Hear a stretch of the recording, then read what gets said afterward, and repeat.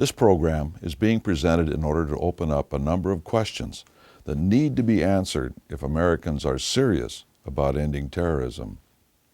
The war on terror has placed our fighting men and women in harm's way. And if terrorism comes to America on the scale it has other countries, it will also place our police and firefighters in harm's way as well.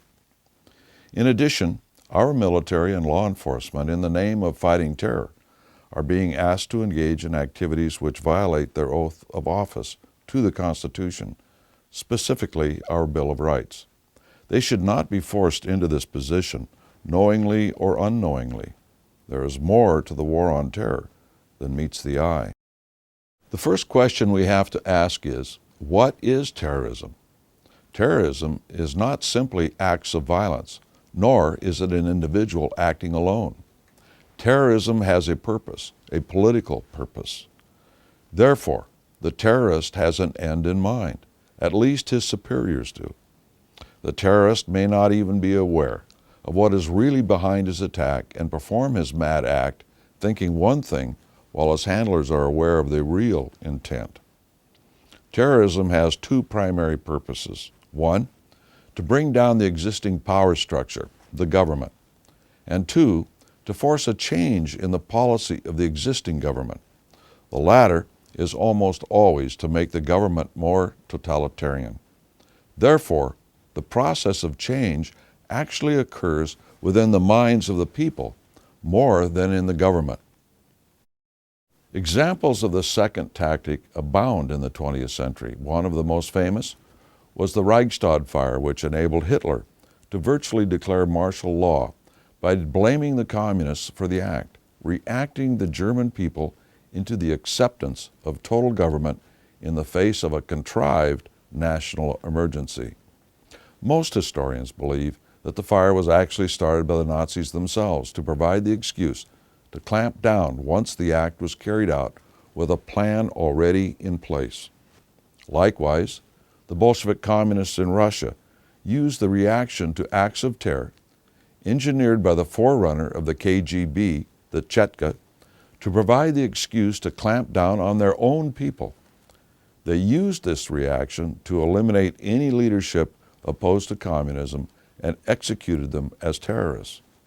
Once they had total control, any pretext of terrorism was dropped, and the Gulag system of concentration camps replaced it. Understanding the reasons behind organized acts of terror, one has to ask what the motivation was for the attack on the Twin Towers in New York City on 9/11. The first reason for terror does not make any sense if they're trying to replace the American government. We're too big, too diverse, too decentralized to effect a collapse of the government by way of one mad attack or series of attacks. Therefore, the purpose must be to alter the policies of our government and have the people accept them. The people of the United States are too free, have a great deal to say about our government at all levels, local and national, to be collapsible. The argument can be made that we've lost some of this ability, especially in the 20th century, but we still remain in essence a free people, able to regain all of our freedom if organized well enough to do so. Osama bin Laden, ostensibly the leader of Al-Qaeda, made a revealing statement shortly after 9/11 that gives us a clue as to the reasoning behind his act. He boasted, "The battle has moved to inside America. I tell you, freedom and human rights in America are doomed. The U.S. government will lead the American people and the West in general into an unbearable hell and choking life." There can be no doubt in his mind what the purpose of his organization is. It is to react the American people into standing still for our own government becoming more onerous, and in the name of security, to clamp down on the basic freedoms we have always enjoyed, indeed, which our government was originally founded to protect.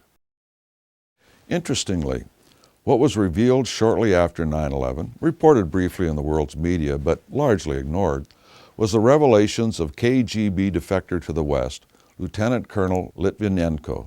He stated that al-Zawahiri, the second in command of al-Qaeda under Osama bin Laden, was a trained Russian asset of the KGB, renamed FSB.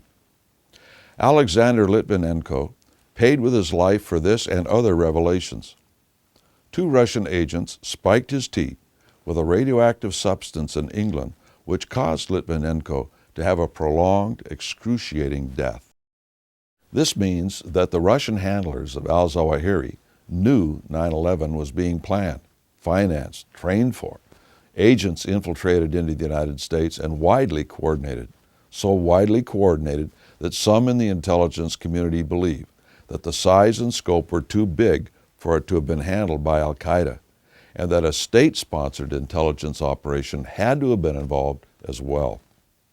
The various acts of terror blamed on al-Qaeda or groups linked to al-Qaeda range from Central and North Africa across the entire Muslim world. They are almost daily occurrences. If you stop and think about it, this sort of organization is too large to hide if it exists at the level of blame, unless it has state sponsorship, protection, and/or direction. Intelligence bureaus have the capability to listen in on every means of technological communication. Osama bin Laden was monitored 24/7 up to 9/11, and our intelligence system knew his every move according to a PBS documentary. Then we were told he disappeared into a cave in Afghanistan, and from there to run a very large, extensive network from Africa to Indonesia. This does not compute. The link between al-Qaeda and Russia is not an isolated incident. In most cases, as with al-Qaeda, is masked behind Islam. For decades after World War II, the Russian communists built a worldwide organization of terrorists. These organizations were run by Moscow, but made to appear at the street level as disorganized, independent operations.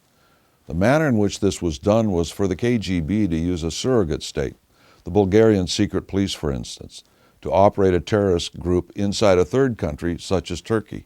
This group would then carry out acts of terror in a fourth country.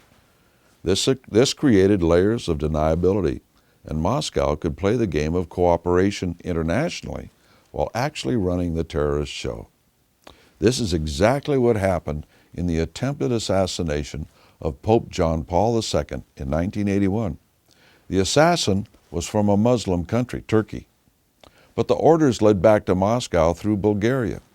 While Gorbachev later portrayed a moderate image to the world, he was one of the leaders of Russia, as part of the KGB, who signed off on the assassination plot. Since the so-called collapse of communism, the Russian KGB, FSB, has added a major element that gives another layer of deniability and at the same time increases the possibility of major conflict among people that can lead to more opportunities for Russia to negate the influence of America among the nations of the world. This has been to make terrorism appear to be entirely Muslim in origin. The Muslim Brotherhood is known as a linchpin of the radical Islam movement. In an article in the Brotherhood on the New York Times of October 13, 2001, is this quote: "As Father Yakin, one of Qutb's disciples, wrote in the 1960s, the groundwork for the French Revolution was laid by Rousseau, Voltaire, and Montesquieu. The Communist Revolution realized plans set by Marx, Engels, and Lenin. The same holds for us as well." We believe he means more than simply stating that they are the groundwork of an Islamic revolution, for they are referring to the socialist conspiracy of the ages rather than the Quran as their model. What makes this so significant is that this Egyptian-based organization supplies the philosophical underpinning of the radical Muslim movement. The tactic of a wolf in sheep's clothing comes to mind. However, not only can one sneak up on the sheep, by providing religious animosity, you can get the sheep fighting one another, splitting them up with quarrels, and they become ripe for the slaughter. The rise of social revolutionary mullahs in Pakistan, urging the peasants to seize property in the Swat Valley, gave rise to an article in the New York Times of August 2, 2009, that also referred to the wider organizations of Hamas, Hezbollah, and the Sadr Army of Iraq being involved in social justice. a euphemism for the socialist agenda. Examples abound of the communist terrorists of the 1960s and 70s becoming Muslim, Christian, and Jewish clerics, selling Marxism disguised in religious clothing. Most, however, became Muslims. In the United States, H. Rap Brown of the communist Black Panthers and Stokely Carmichael of Burn Baby Burn fame became Islamic religious leaders. Likewise in Europe, the most famous communist terrorist, Carlos the Jackal, became a leading author of radical Islam. These men and many more did not change their aims, they only changed their clothes. As a result of the idea that terror is simply Islamic, the eyes of America have been focused on the wrong enemy. Nonetheless, to be successful, the terrorists must have allies within the government they are trying to change. This has to be true in America, or we must have the dumbest people in the world running, for instance, Homeland Security. I have witnessed personally too many instances of security that makes no sense if, 1, the problem is Islamic, and 2, terrorism is a real threat.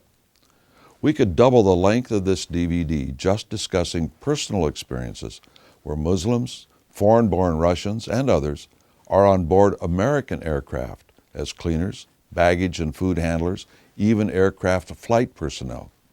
We are talking about American airports and companies. We have also been told by security personnel that these people are not screened as much as the passengers. Is this stupidity or design? Security at American centers of transportation seems to be aimed more at the citizen traveler than at the people employed who could well be a danger to the traveler. Exercises carried out by the Coast Guard and others at the order of Homeland Security are quite intimidating, aimed at small pleasure craft, carrying families on outings, speeding up to them in small, fast boats, armed with machine guns and staring them down. This is not hearsay. This is something that I have witnessed. Sadly, we even witness good people applauding the exercise of the orders of Homeland Security, violating the Constitution of the United States for security's sake. We have to keep in mind that government rarely relinquishes power. If the purpose of terrorism is to alter the face of America into a less free country, the goal of Osama bin Laden, then the Patriot Act and how it was passed takes on a greater significance. For the over 340-page Patriot Act had already been written beforehand, then submitted to the Congress within hours of 9/11 and passed without a single congressman reading it in its entirety. Many did not even see it prior to the vote. Is the American landscape being altered? Any traveler on an airline knows that it is. Violations of our Bill of Rights are now a constant occurrence in terminals and on any mode of public transportation. Americans, as their counterparts in other countries have done, are allowing their freedoms to disappear in the face of a national emergency. Benjamin Franklin once admonished the American people by saying, "Those who would give up essential liberty to purchase a little temporary safety deserve neither liberty or safety." The face of America is changing. A decade ago, prior to 9/11, the American people would never have tolerated what is going on today in the name of the war on terror. In addition to changing the face of America, again, the goal that Osama bin Laden had in mind, on the international level, there is a push to merge our country into something called the New World Order. Their words, not mine.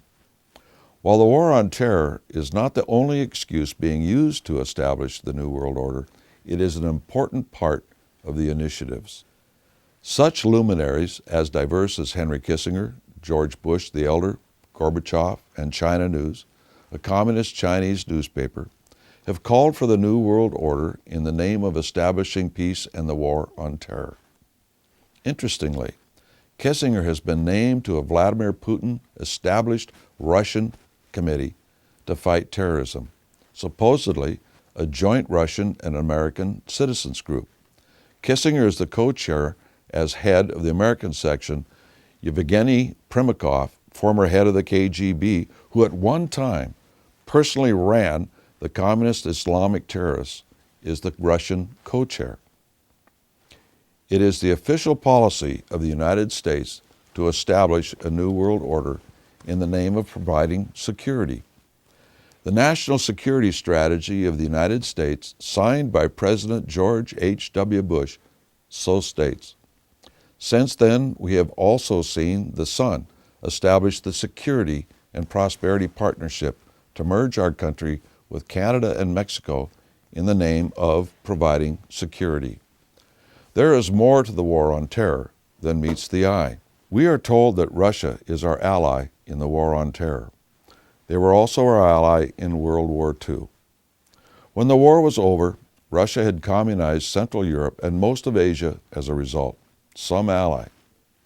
We have shown herein only a small portion of the tip of the iceberg of evidence that exists, demonstrating that Islamic terror is in reality the old communist terror dressed up to look Muslim. The hatred being bred by the idea that the terror emanates from Islam rather than Russia could well be used to incite our people into an even larger conflict overseas than we have now, and providing the basis for entangling alliances designed to create a new world order. Are there problems concerning the religion of Islam and the American system of government? The answer is obvious if one discusses the separation of church and state. In a radical Islamic state, the church head is the state, as in Iran. While such Ayatollahs or imams may appear to be strictly Muslim, there is scant difference between their rule over free speech, freedom of religion, etc., than a Russian communist commissar. In the end, it's power, regardless of the label, and the state militia in such regimes is usually called the Revolutionary Guard. Let us leave you with one thought. If the terrorism we see is Islamic, why therefore are the vast bulk of terrorist acts against Muslims? The bomber may be Muslim, being used by his handlers, but the higher you go in the terrorist organization, the less it is Islamic and the more it is again seeking power. The Muslim population themselves will be just as much the victims of radical Islam as anyone else, more so in fact. The Muslim world was not ruled by imams for centuries. So what is behind the move for radical religious leaders to rule Islam? Systematic terror on the Muslim people is designed to replace what they have with a completely totalitarian and centralized system that will look a lot like the old Soviet Union. So-called Islamic terror has more behind it than the simplistic idea of Islamic terror only. It is a scheme to impose totalitarianism over the Muslim world and to eliminate any pretext of following our Bill of Rights in this country. We again have only told you a very small part of the story. We have written a large number of articles documenting further the basic theme of this DVD. Please go to jbs.org for more information. Once you've informed yourself, please inform your congressman and ask him to adhere to the Constitution, no matter what the temptation may be to provide a little temporary security. They have, after all, taken an oath to uphold the Constitution. We need to make Congress understand who the real enemy is. Your help in this quest is greatly needed.